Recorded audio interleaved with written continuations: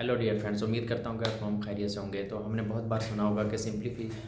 जो सिंप्लिसिटी है उसमें बहुत ज़्यादा ब्यूटी होती है, कि सिंप्लिसिटी इज़ अ ब्यूटी। आज हम फिगर आउट करने की कोशिश करेंगे कि सिंप्लिसिटी एक्चुअल में ब्यूटीफुल है ही क्यों। सिंप्लिसिटी बुनियादी तौर पर क्या है कि अगर हम सिंप्लिसिटी की डेफिनेशन देखें तो हमें लगता है कि बिल्कुल कुछ भी नहीं है उसको हम सिंप्लिसिटी समझते हैं। मतलब कोई चीज़ है, नथिंग है हमारे पास, उसको हम सिंप्लिसिटी कहते हैं। मतलब ऐसा कि हमारे पास ऐसी चीज़ें यानी कि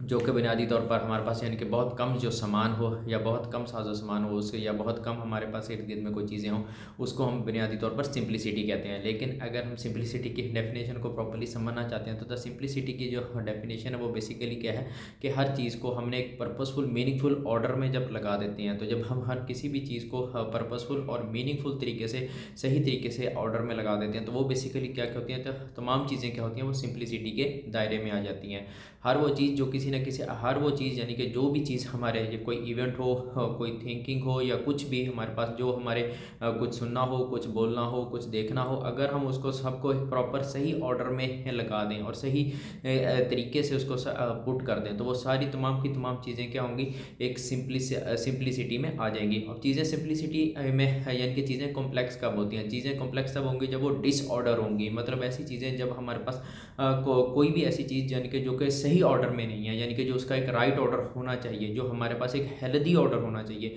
जो हमारे लिए एक सेहतमंद ऑर्डर होना चाहिए। मतलब एज अ ह्यूमन हमें बेसिकली क्या है कि हमारा वो चीज़ हमारे लिए प्रोडक्टिव हो, तो उसको अगर हमने देखना, तो अगर वो चीज़ हमारे लिए हेल्दी नहीं है,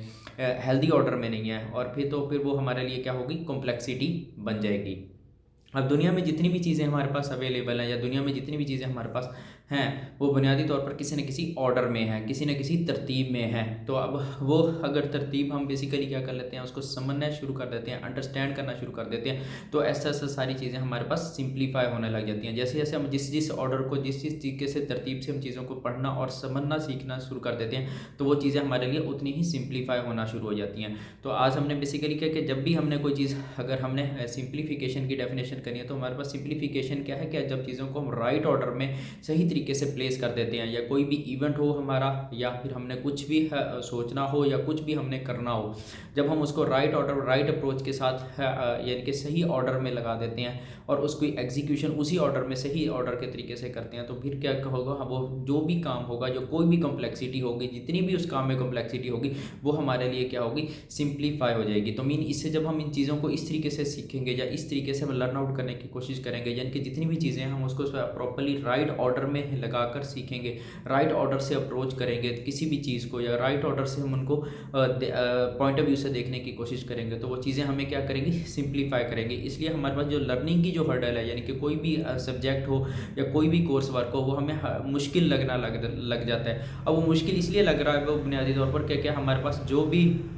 जब हम उसको सीखना चाह रहे हैं, तो वो हमारे पास हम उसको राइट ऑर्डर में इनटेक नहीं ले रहे हैं, यानी कि जो हम उसके साथ इंटरेक्टिव कर रहे हैं उस सब्जेक्ट के साथ या उस कोर्स वर्क के साथ, तो क्या है कि वो हमारे पास राइट तरीके से हम उसको डाइसेक्ट नहीं कर पा रहे, उसका राइट ऑर्डर फाइंड आउट नहीं कर पा रहे। इसलिए जब भी चीज़ें हमें कोई लर्न करनी हो, सीखनी हो, तो हमें क्या करना है, सिंप्लिसिटी की तरफ जाना है। सिंप्लिसिटी का मीन क्या है कि हमें राइट ऑर्डर की तरफ चीज़ों को डिफाइन करना होगा। आई होप कि हमें ये मीनिंग समझ आ जाए सही तरीके की, हम चीज़ों को सिंप्लीफाई कैसे करें। इसी तरीके से अब हमारे पास बहुत ज़्यादा इन्फॉर्मेशन आ गई है,